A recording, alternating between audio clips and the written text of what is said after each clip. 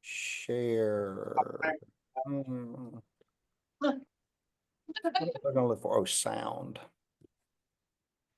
don't know that we have any, but just in case. All right, guys, I've got 2:45 on my clock, 2:46 on my clock. We've got most everybody here. Excited to have y'all with me today. And excited to have Chris Sorenson out of our Jacksonville office. I've shared this in the past couple of weeks when we were putting together this closed case training. Chris was an SA at the time, and he let me let Macon in. He had a 60% average whenever I was actually pulling these numbers.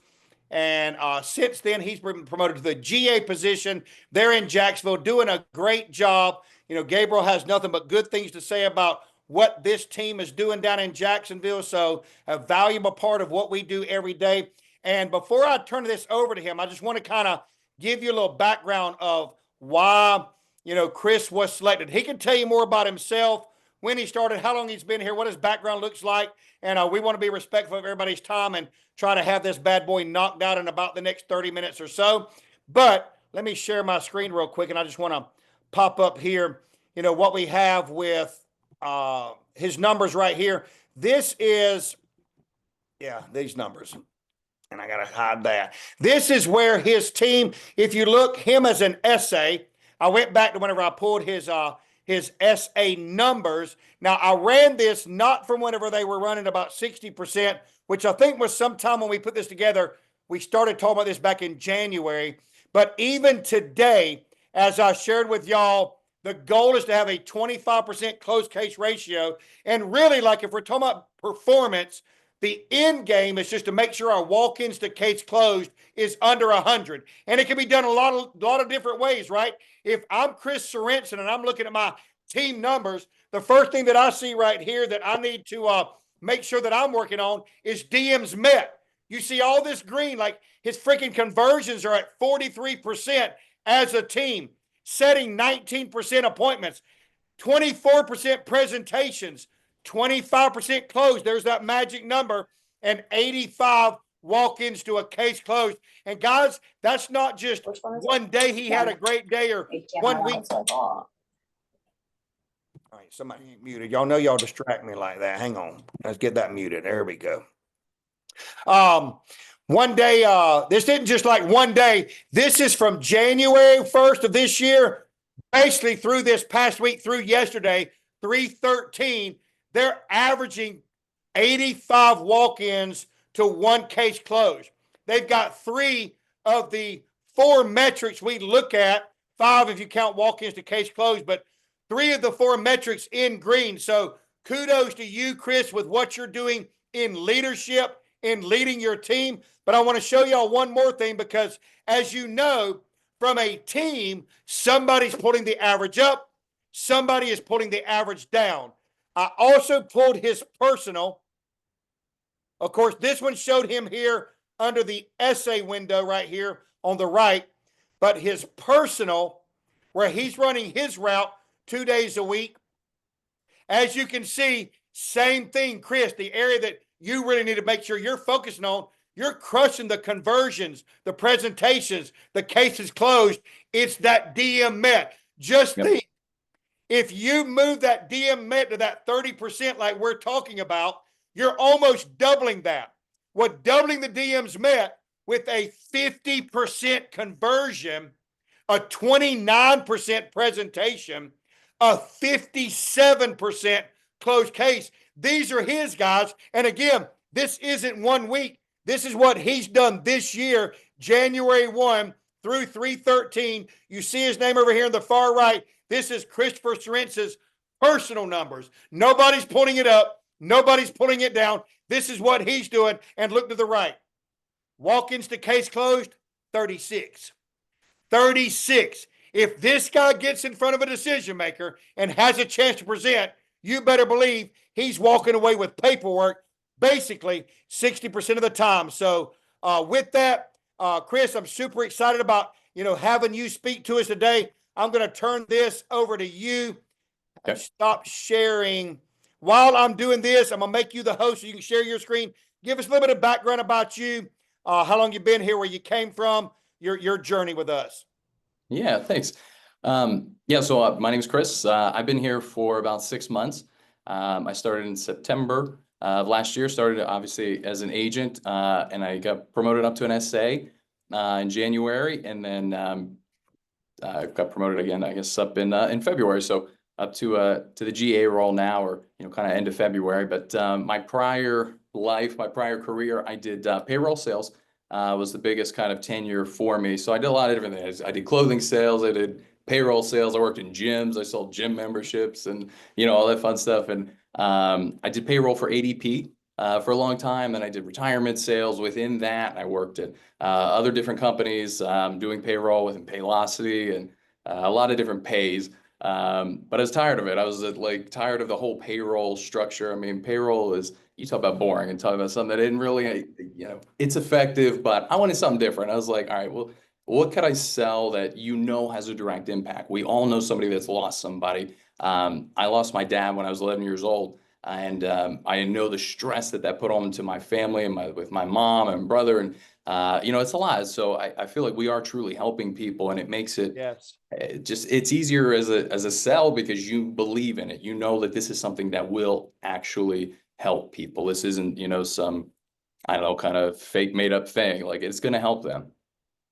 Yeah, I appreciate that, man. Even your personal story, I didn't even know about you losing your dad at such a young age, and what an impact it not only has on you emotionally, but to your point, to your family financially, and knowing that what we do, genuinely matters. We're helping people. That's valuable to me too. And many of you have heard me say over and over and over and over again, guys, we're not looking for salespeople. Basically, what we do is we go out and we just educate the public of the things that nobody wants to talk about, life and death, disease, financial security. That's what we're doing. We're basically offering them like peace of mind in the event of a catastrophic loss or even death. So with that, man, I really appreciate you sharing your story. I'm gonna let you dive in, man. This is fire. I appreciate everything that you've done to pour into this, and I'm gonna mute my mic and let you have it. All right. Thank you. So, yeah, so when I was putting this together around closing cases, I wanted to do something like, I'm sorry, let me pull this little screen out of here so I can see meeting.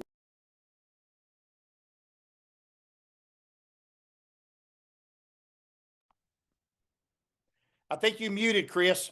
You muted yourself, and hit that play button again because it's not showing your PowerPoint in full screen.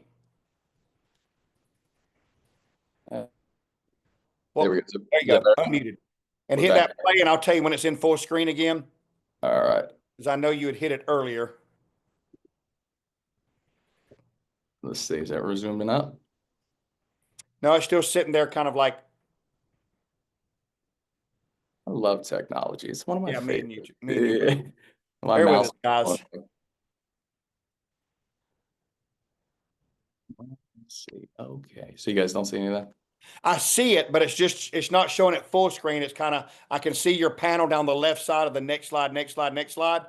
And I see the slide layout to the right side. Christine's gone. All right, so you want to share screen more? He's sharing the screen. Now my little mouse is like gone. So it's just when you click play earlier, Chris, and it did full screen. This time when you click play, it grayed out the top, but it didn't actually put it in full screen.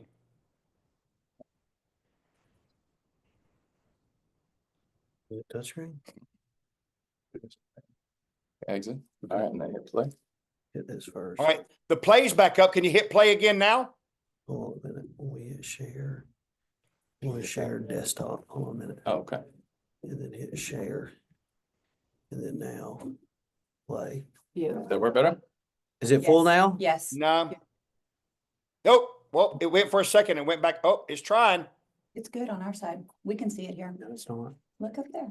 I see Yeah, it. it's showing the whole presentation, it's fine. The ones on the left. Yeah, I'm not sure what's going on. It's like it keeps flashing on and off, on and off. It tries to, and then it goes out like it doesn't want to. Oh, there it is. Oh, and it's gone. Okay. All right. Well, All right. Like that? It's in and out, man. Every time it opens, it closes Up, you back. do I don't understand up why. Underneath the face, down one more, Gabriel. See right there. Presentation view. So you got the navigator open. Where's that? Slide open, up one, up, Oh, slide slide. open. View, slide only. Okay, nice. All right. Maybe you can work through that. Yep, you're good now. It's better. Oh, yeah. All right. Well, hey guys, let's just go ahead and roll with what we got. Well, Maybe what a is little bit that? smaller. Luckily, it's on a large television screen in your office, so you should be able to see it pretty good. But I know this is a little bit distracting. I'm sorry about that, Chris. But just Yes. dive right in, man. Do your thing. I'm gonna mute. It's all right. We'll make it quick. This happens plenty of times, I'm sure, when we're actually talking with people. So we just, we'll go with it that way. So I wanted to talk about. Is it good? So we're going back and forth. Kind of the things that I look for. I know we're on a time limit here. Before as we set up for the meetings, and I want to talk about some of the called primary tools of influence, and how we can help influence these decision makers, these owners that we're up against. The number one biggest thing that we always have is rapport. Questions are great too, and personal congruency and state management. So what buying is really, it's the transference of emotion. How I feel on the inside, and it's going to portray out on the outside. That's going to show how effective that it is. So some best. Oh, thank you. Christina's bringing me a fan too, because it's warm back here. But here's some best practices, around the rapport building side. It's best to have something to talk about when you go into the decision maker. You're not just showing up and you have no idea who this person is, and you're like, hey, you know what? I have something for you. You don't know anything about them. You wouldn't like when people come and do that to you, as well. So things like we talk about details of the company, what they do, history of the company, how they started. You can use all those things into your rapport building. And we always talk about the acronym for FORM, family, occupation, recreation, and then me. If we share similar interests and similar hobbies, with rapport, the biggest drivers of it are we get connected to people that we either are like us or like what we want to be. We're not in rapport when we get with people that were not like us and not like we want to be. So we want to find those similarities, some of those common traits and common grounds with it. And that's going to show that you care about people. And the best way to do that, to find a lot of these, is questions. Questions are digging tools. This is things to find out about them. Maybe it's their personal life, where they're from, where their business again. Maybe even stuff like local events, how long have you been married for? How many kids do you have? Finding as much as you can about people, listening to, obviously their answers with it, but this will all help us tie it back into the end. Personal congruency. So this is one that's, I think, a really big, impactful thing that a lot of times we forget sometimes. And personal congruency means that what I'm saying verbally and non-verbally line up together. Hey, Chris. I'm sorry, man. It's like yours is stuck on best practices. I'm gonna try something real quick. Okay. I'm gonna see if I can reclaim the host, Okay. and then I'm gonna see if I can share my screen. I've got it pulled up where you sent it to me earlier. Okay. I don't have like your final copy. I know you were doing some tweaking or whatever, but let me see if I can get it in here, because when you were talking about best practices, it actually wasn't showing.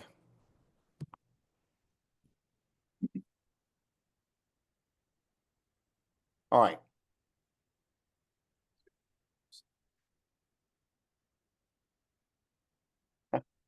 Brian, are you just gonna click through for him? I was, yeah, except now I can't close participants. Is my participants in everybody's way, or am I the only one that can see that?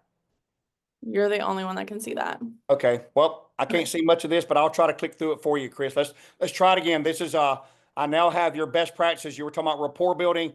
This Yep. is this is what he was talking from a minute ago, guys. He was talking about knowing a little bit more about the company, doing your research and everything, and then using the family, occupation, recreation, and then tying it into the M, me, how you tie that in. Next slide, I'm on best practices now. It says questions. I think you were talking about that being your most powerful force. I don't know can you see this also, Chris? Yeah, I can see it. Do you want to dive on this? I'll let you pick it back up, and then I'll go to the next slide when you say go. Awesome. Yeah, so it's just a powerful tool. It's a tool for digging. We're trying to find out more about people, and it's one of the most powerful tools for influencing people, because the more you know about people, the more you care about people, the more that you can help impact their lives for the better. And the questions really truly help with that. So on the next one is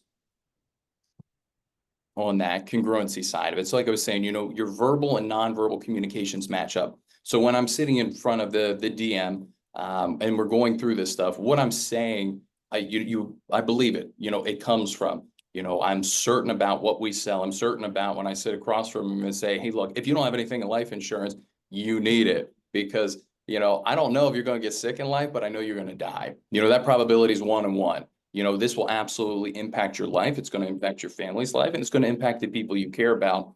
And so you're certain about that. You believe it because you know it is such a good product. And that's why you continue to just show up every single day with it. And you see this more and more, how much you help people with it. And buying is the transference of emotion. I believe in this passionately because I've seen it in my own life. I'm sure all of us have seen it in, you know, their own lives. And it's such an impactful thing. And the person who is most certain is going to influence the most. When you are with somebody that just believes what they're saying, it's like when Brian gets up there, even sitting with Brian up there in Georgia, you know, this man, he knows what he's talking about, and you believe it, and you feel it, and you kind of feed off that energy. And, you know, that's what you want to give to, you know, the people that you're sitting with.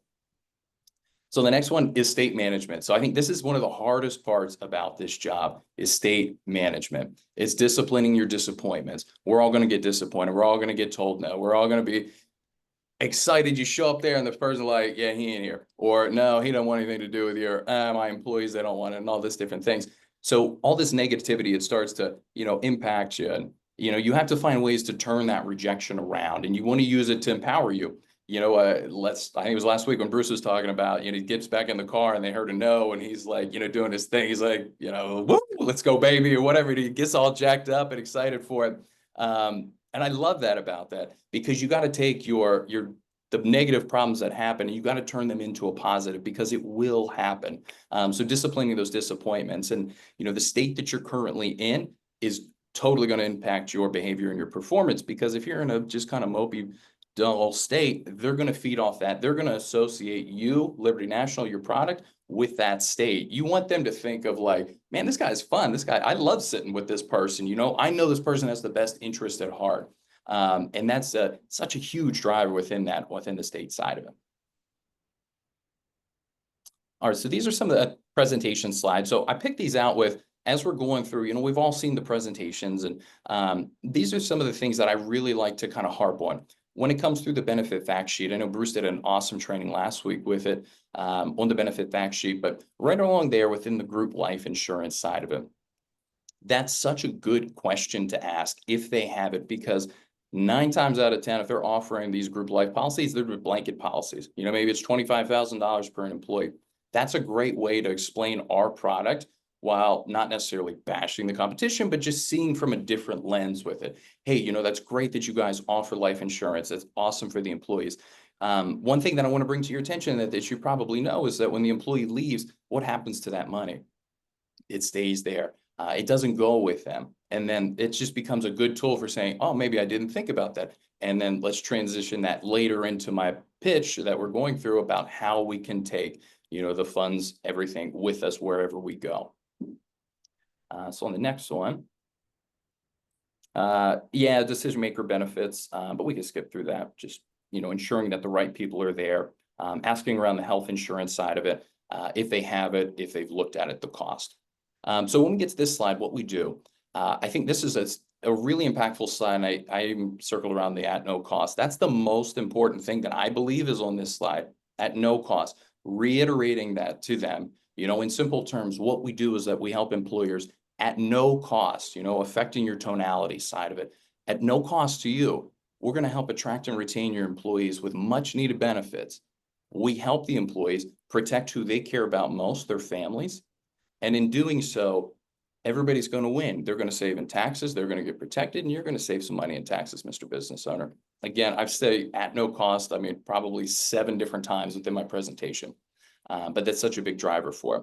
As I'm touching through, like with these slides, you know, I'll just kind of highlight around, you know, we provide introductory offers to each of the employees. I'll explain what that means shortly, but we're never going to attempt to sell insurance when there's no need.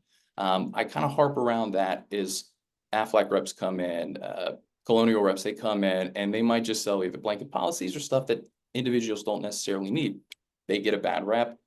Insurance gets a bad rap. I want to ensure them that, hey, I'm sitting here, I got their best needs at heart. If If this isn't going to be a fit for them, I'm not going to push on, because one, I don't want to sell something that's going to come back and affect me later on. You know, I want to sell good business into it, but we're sitting down and I want people to understand where we're coming from with this. I want to paint the picture for the employees. Let's make this real. What happens if you are going to die in 6 months? What happens to your wife? You said your wife was a teacher, and if you pass away, how's she going to come up with this, with the funds? It's, I mean, $15,000 for a funeral cost today, it's going to double in the next 10 to 20 years. And then we tack on, you know, say if it was an illness and you get sick, you know, based off of that, how are you going to come up with those funds? And, you know, they could give you different excuses with employees that, you know, I won't get into, but I think it's just really impactful to drive home that we're sitting with each individual person. We're going through, we're basing off of their needs. And, you know, their needs we know are not necessarily what they need, because a lot of times they need some help and guiding and figuring out what they need, and that's our job. But I just want to talk to them, you know, a lot about that, how we're going to help the employee side of it. So on the next one, once we get to this slide, the unique life benefits, the two biggest, I think most impactful parts of this slide, paid up at 65, and then the whole life group term example that we give. So on the next slide here, so I'm going to take a sip of water because it's hot in here. Sitting in the window, the sun's coming in. It's good. But this paid up at 65, I think is the most important thing that we sell, because it is. We are so unique in this product that we can offer a term product that covers individuals for their entire life up to age 100. And this is paid up at 65. If you're 30 years old, you know, you can be done at 65. You pay for that time. You don't have to pay 35 extra years of your life, you know, putting in towards the insurance side of it. So unlike other group product insurance products, you know, that are offered at work, offers, there are things that are going to increase when the employee retires. Now they're older. Now they're going back into the market. That's going to increase. They're going to decrease in face value. They could terminate when they leave. So I really just try to harp around, this is so big for the employees to have something covers them the rest of their life, be done at 65, and it treats it, you know, for the rest of their life. And then on the next slide of it, this is where I kind of like want to draw a line in the sand.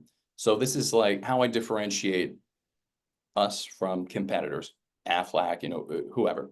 And, you know, with the example of it, it's like, hey, a 35-year-old, you know, male, female, doesn't matter, you know, with sex, still the same price. 35-year-old purchases a $30,000 whole life policy at home. They pay about $15.66 a week. Since there's no tax savings, and then the net cost is still going to be the same, he's going to have to pay that the rest of his life that he keeps that policy in force. In contrast to what we have, if he were to buy a $30,000 group term policy, age paid up at 65, through your business, now that you're offering it to him through work, this weekly cost is about $834. He's only going to pay premiums until he's 65. That policy remains into effect up until age 100. And because it's pre-tax, he's going to save about, you know, $1.67 or so in taxes. But what that does is now that's coming out, his net cost is about $6.67. That's over $500 a year that he's going to save. You tack that up over 10 years, that's $5,000 in savings. And you keep kind of building from there. You know, I want to draw lines in the sand again to show where we're different, but then also make it real for them to see the amounts that can come into it. Around that cancer policy side of it, I think this was you, we're saying it last week, Brian, with the cancer policy. You know, you sit in a room full of 3 people, and, you know, 1 in 3 people like, hey, it ain't gonna be me. You know, it's gonna be you, it's gonna be you. But, you know, I think that's a funny little just way to get people thinking about cancer is extremely, it's a terrible disease. It affects a ton of people. And I want them to know, like, hey, under us, we do offer things other than life insurance. We offer these supplemental policies, whether they have health insurance, whether they don't have health insurance. If they don't have health insurance, they really need to look into something like this. On the next slide too, I'll talk about the critical illness side of it. So getting that cash side from $10,000 to $50,000, $55,000, you know, how it splits up to be.